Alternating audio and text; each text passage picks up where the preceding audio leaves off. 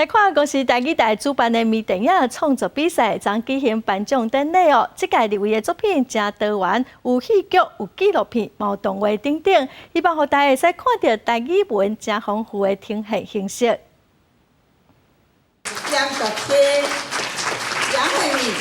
第一届微电影台语微电影创作公布得奖的名单，其中上大奖专业组第一名是由安国家摕到。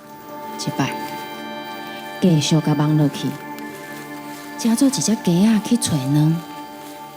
若找会到，我的确我就会当互放弃啊。用梦境对比现实的生活，导演兼演员的杨惠斌讲，当初因为人生拄到不如意，所以想要透过作品来表达。当初因为一个很大的低潮，所以我逃进了这个作品里面。我不知道我该找什么，可是后来我发现这个作品追着我跑。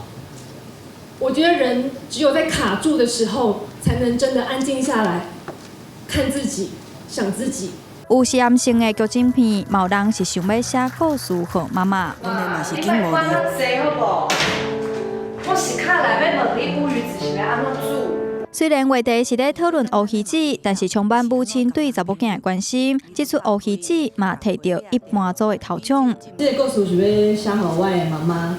因为台语对我来讲，就那像是返去厝的同款。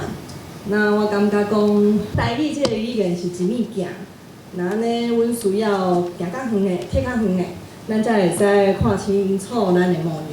今年是台语台头摆举办微电影活动，公共广播电视集团董事长陈秀秀表示，看到真侪人，尤其是少年人的参与，可以对台语的未来发展更加有信心。